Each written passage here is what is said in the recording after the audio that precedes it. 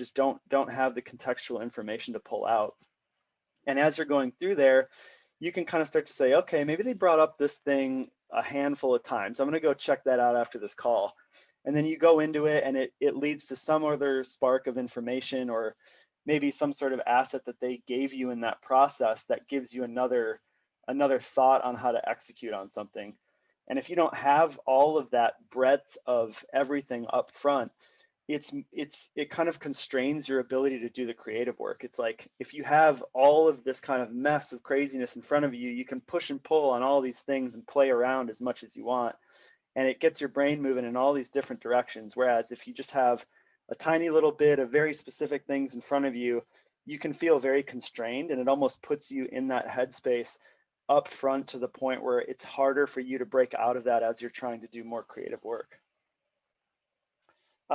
So I kind of hit the two things there, the brain vomit at the end of it, just getting them to talk more, trying to be more conversational.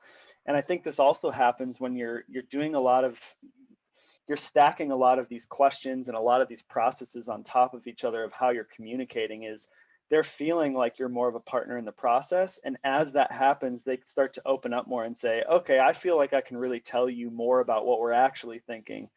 And in that process, more of the brain vomit comes out, more information, and the more that comes out, the more easily you can not only talk to them in the future, but the more easy it is to sift through this stuff and pull out things. And then in the future, explain, hey, I heard you say this about this. And so I pulled it out and infused it in this way. And it just makes everything better across the board. So I think once you're able to kind of get to that position of, hey, just if you ever have a thought about anything, regardless of what it is, feel free to send it, because it helps me understand where you're orienting and how I can, orient myself in the same way. This is awesome. So Nick, we've got just shy of 10 minutes left on this. These are such amazing thought starters for questions. And I totally want to echo about how valuable I've seen conversations go, like when either party is just like question,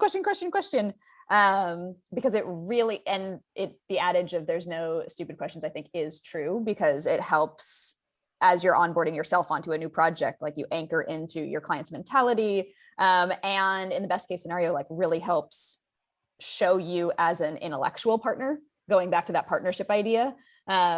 If, as a creative, we're able to show that we're invested in our client's business by asking smart, strategic questions, understanding where our work sits in the larger context of their business, like that can help position you as a long-term partner for them as well.